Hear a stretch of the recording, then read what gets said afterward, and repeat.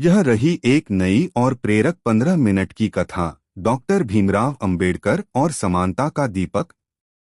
यह कहानी उनके जीवन की सच्ची घटनाओं से प्रेरित एक कथात्मक रूप में है। कथा समानता का दीपक।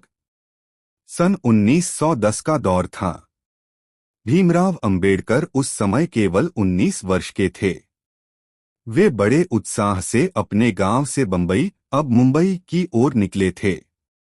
उनके मन में एक ही सपना था, पढ़ लिख कर समाज के अंधकार को दूर करना।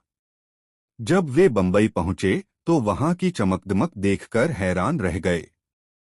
लेकिन जल्द ही उन्हें यह एहसास हुआ कि समाज में जाति का अंधेरा गांवों की तरह शहरों में भी फैला हुआ था।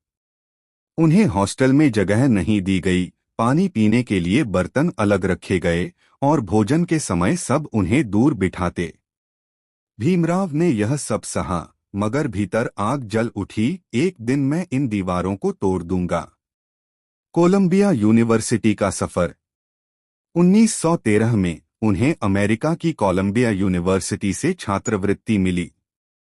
वहां का वातावरण बिल्कुल अलग था। वहां किसी ने उनसे उनकी जाति नहीं पूछी। पहली बार उन्होंने वह आजादी महसूस की जो इंसान को इंसान बनाती है। वह अक्सर कहा करते थे, जहां समानता है वहीं सच्ची स्वतंत्रता है।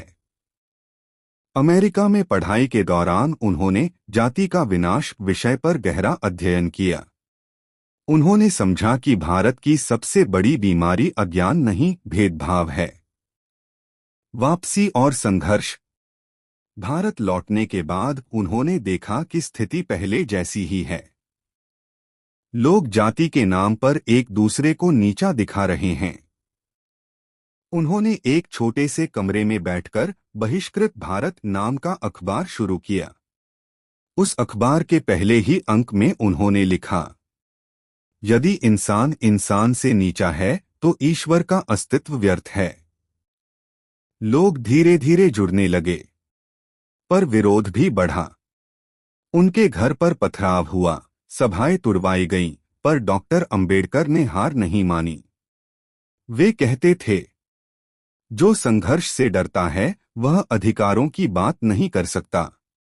चवदार तालाब आंदोलन 1927।